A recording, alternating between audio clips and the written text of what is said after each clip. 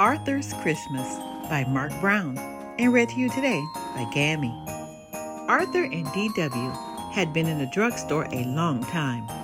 "For heaven's sake," D.W. said, "this store is full of presents. Pick one and let's go." "It has to be just right," said Arthur. "I want Santa to like it." "Well, hurry up," said D.W. "I want to get home and see if Grandma's there and how many presents she brought me." At home, D.W. added 10 more things she wanted to her Christmas list and copied it over in red pencil. Arthur and D.W. cheered when they heard the car in the driveway. "Grandma, are there presents in there for me?" asked D.W. "Grandma, do you think Santa would like a new mitten or gloves?" asked Arthur. "Whatever happened to hello? I'm glad to see you," asked Grandma Thora. After dinner, everyone relaxed. "Look," said D.W., "I teach Killer a trick." "Taught," said Grandma. "You taught Killer a trick." But D.W. didn't hear. She had seen something on television to add to her list. "Arthur, what's the matter?" asked Grandma. "I haven't found the right gift for Santa," said Arthur. "Only 2 shopping days left," reminded D.W. The next day, Arthur, D.W., and their friends went shopping, and Killer went too. Arthur searched the entire store and still couldn't find the perfect gift for Santa. "What's the big problem?" asked D.W. "I can see 100 things I want. Let's go tell Santa." "Santa, what would you like for Christmas?" asked Arthur. "Ho, ho, ho," laughed Santa. "You just leave the giving to me." D.W. had her picture taken patting Santa's tummy. Buster was next. "Santa, be careful coming down the chimney at our house. My parents always forget to put the fire out." "Ho, ho, ho," said Santa. "Don't worry, I'll use the front door." Then it was Francine's turn. "Have you been a good little girl?" asked Santa. "Oh, yes," smiled Francine. "I'm always good."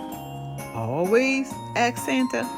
Afterward, Buster treated them all to ice cream. Arthur could hardly finish his root beer float. He had only one more shopping day. "Look," said Francine, "Santa eats ice cream."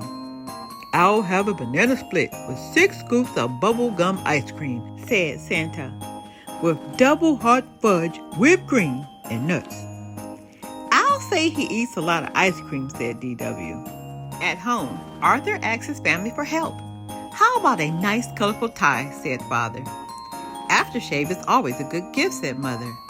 "I bet Santa could use some toasty warm Long John," said Grandma. "Arthur, you're taking this shopping too seriously," said D.W.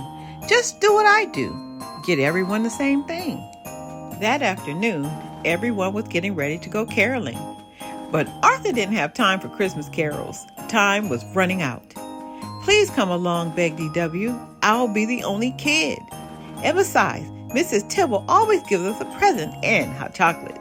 Arthur went window shopping instead, hoping that would give him an idea for Santa's present.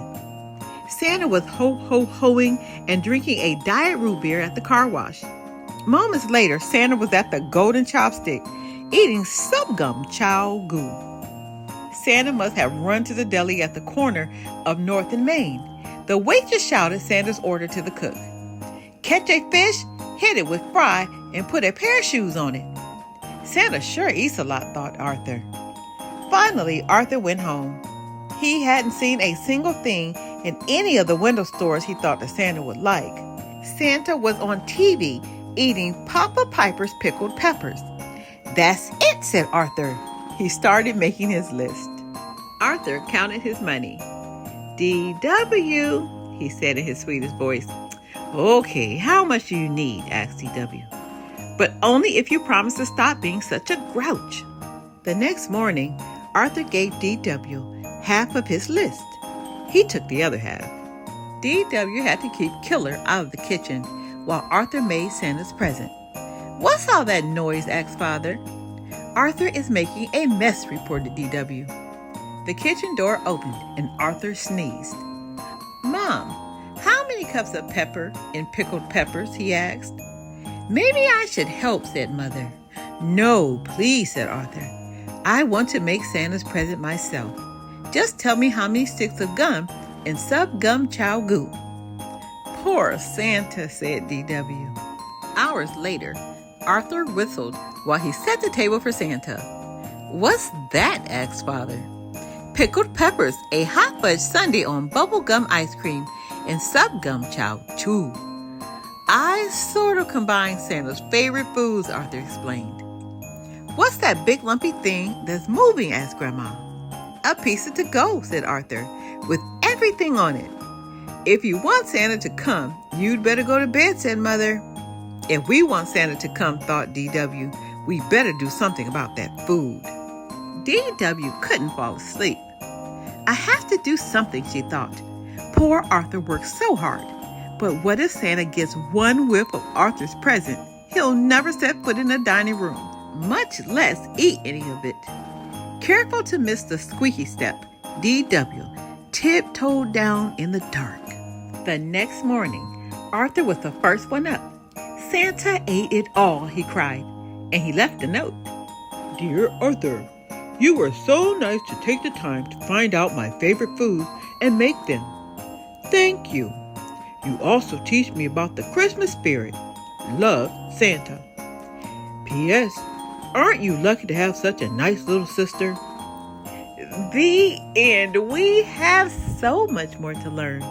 Be blessed.